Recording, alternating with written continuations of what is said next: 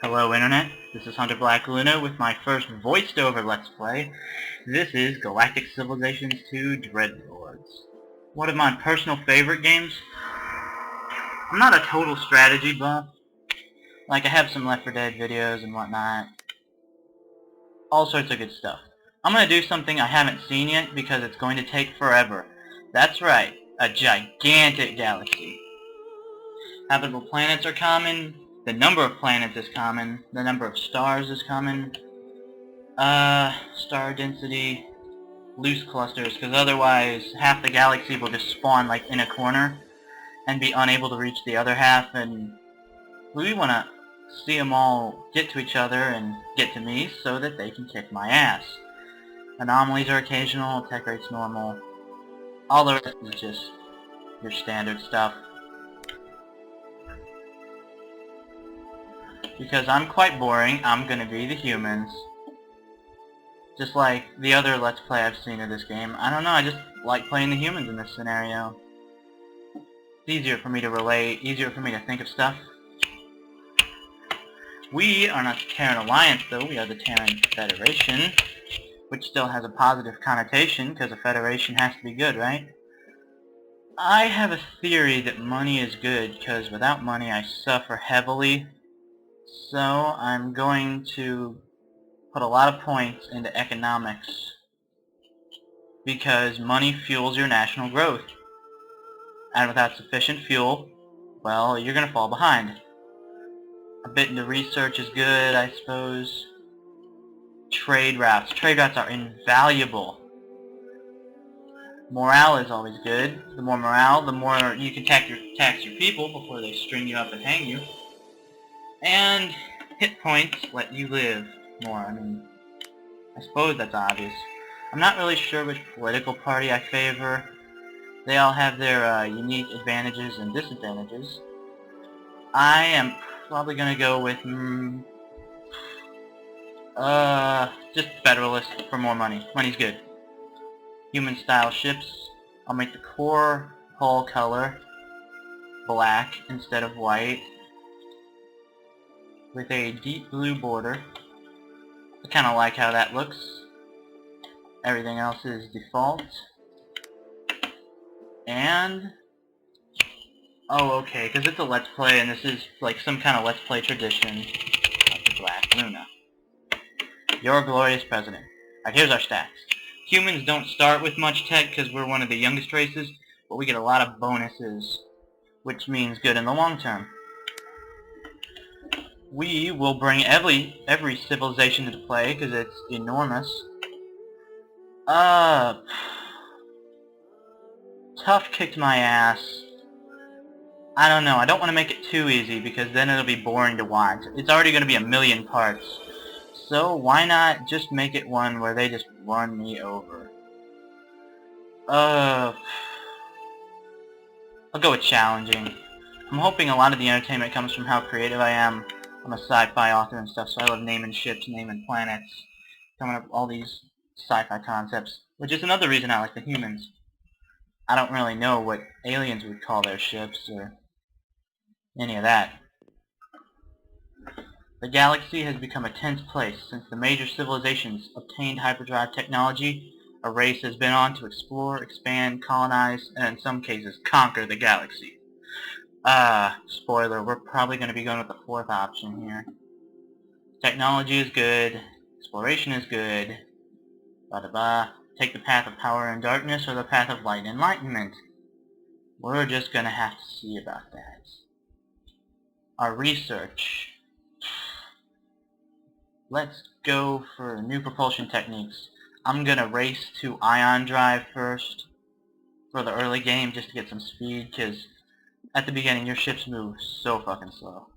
And I'm just going to start by getting some factories. Factories are quite important. We're going to buy our first factory. We have a lot of treasury to start at, and I usually burn it on rush buying a lot of stuff in order to set up a good future. Alright, here's the solar system.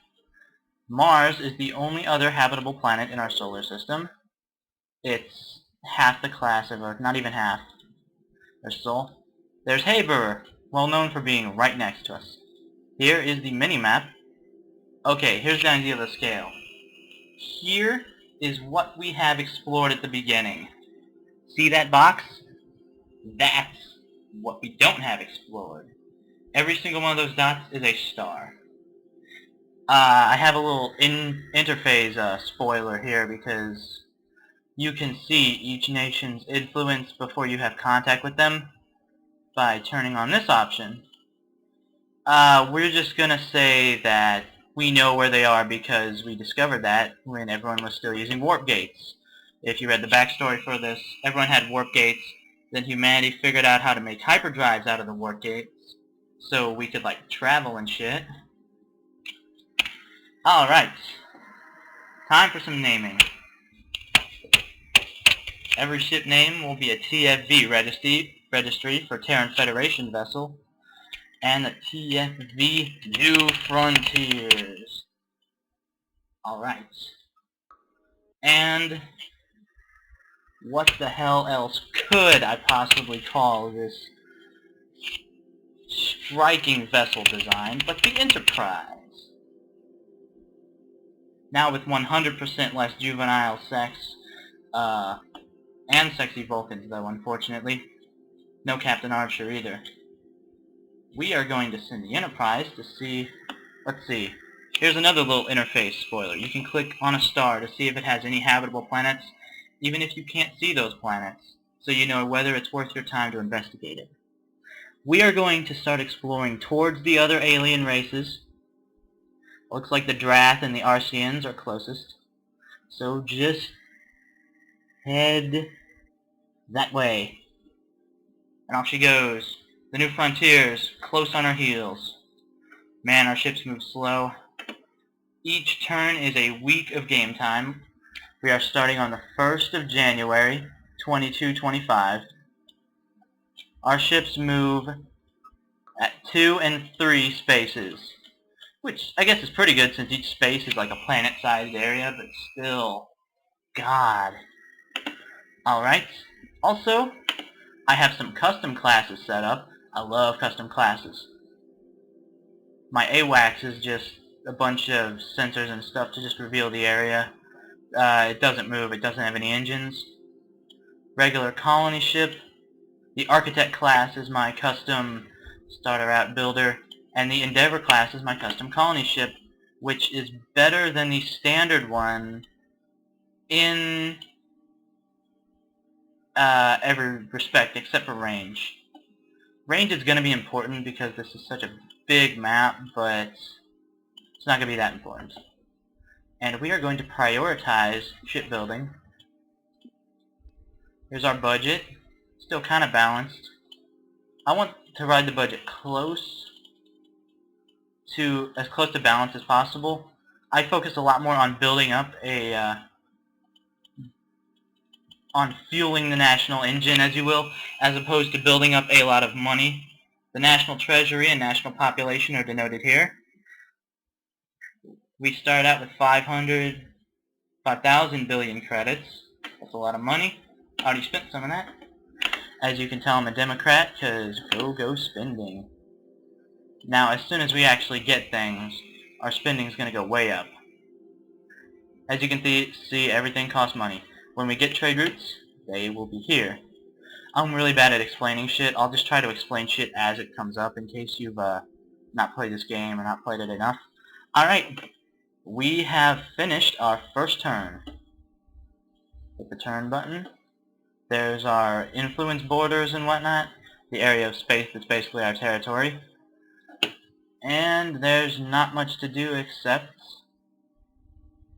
just keep on rolling. There's the triac system.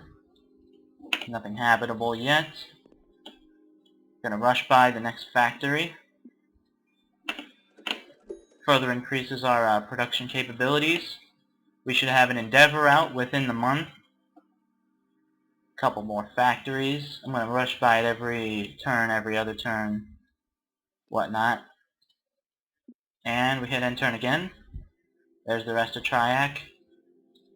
Nada. Not having very good luck. We are gonna How about there? Uh-huh, a bunch of new worlds.